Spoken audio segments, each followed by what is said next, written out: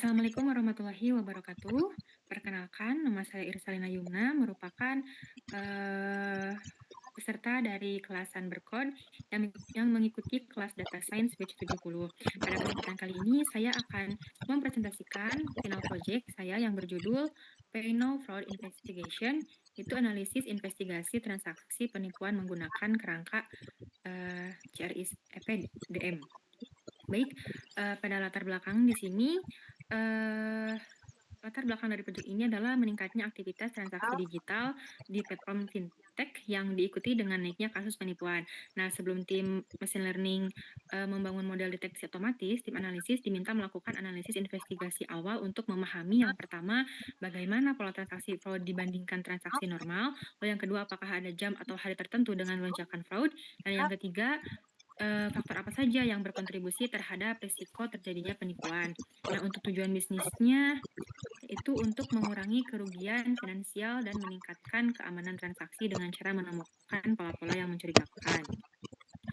Terdapat beberapa tahapan dalam melakukan proyek ini. Yang pertama itu data understanding dan data preparation, yang mana dataset yang digunakan menggunakan dataset dengan nama transaction fraud detection.csv. Nah, di sini terdapat beberapa tahapan selanjutnya, yaitu exploratory data analysis atau EDA, yang mana langkah pertamanya yaitu distribusi nominal transaksi, yaitu grafik histogram dan box plot menunjukkan bahwa transaksi fraud cenderung memiliki nilai nominal yang lebih tinggi dibandingkan transaksi normal. Outlier di atas, nominal 800, menunjukkan banyak aktivitas mencurigakan. Lalu yang kedua, analisis berdasarkan waktu. Ketika dilihat per jam, aktivitas fraud meningkat tajam pada jam 2 sampai jam 5 pagi, saat aktivitas normal relatif rendah. Yang ketiga, analisis berdasarkan kategori.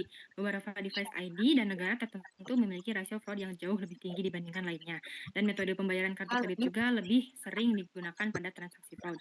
Nah, yang keempat itu bucket amount, yang mana ketika dibagi menjadi low, medium, dan high amount, terlihat bahwa fraud rate tertinggi ada di kelompok high amount transaction. Lalu, ini merupakan hasil visualisasi dari langkah-langkah yang telah saya jelaskan.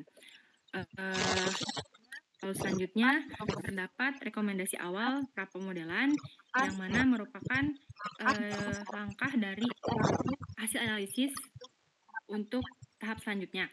Nah, dari analisis ini diperoleh 5 karakteristik utama transaksi fraud. Yang pertama terjadi di jam dini hari, yaitu di antara jam 2 sampai jam 5 pagi. Yang kedua, memiliki manual review untuk transaksi kartu kredit dengan nilai tinggi pada device baru. Dan yang terakhir, alert system jika 3 lebih transaksi dilakukan oleh device yang sama dalam 10 menit. Lalu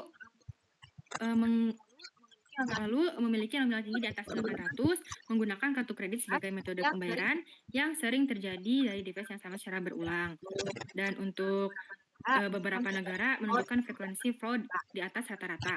Nah, berdasarkan temuan tersebut, saya merekomendasikan bahwasanya untuk tahap selanjutnya itu membuat aturan flagging otomatis untuk transaksi di atas 800 yang terjadi pada jam 2 sampai jam 5 pagi. Lalu yang kedua, melakukan manual review pada transaksi kartu kredit dari device baru. Dan yang terakhir, menambahkan fitur baru seperti time sense prep TX yang berfungsi untuk jeda antar transaksi pengguna, lalu kepadatan transaksi waktu pendek, lalu deteksi pergantian device tiba-tiba, dan reputasi merchant berdasarkan historis fraud. Nah, kesimpulan dari proyek akhir ini, analisis ini berhasil mengidentifikasi pola perilaku fraud di Paynow, terutama pada nominal besar, dan diimplementasikan menjadi aturan bisnis sementara dan mendasari pembangunan model machine learning deteksi fraud di fase selanjutnya. Baik, mungkin cukup sekian presentasi dari saya. Terima kasih. Wassalamualaikum warahmatullahi wabarakatuh.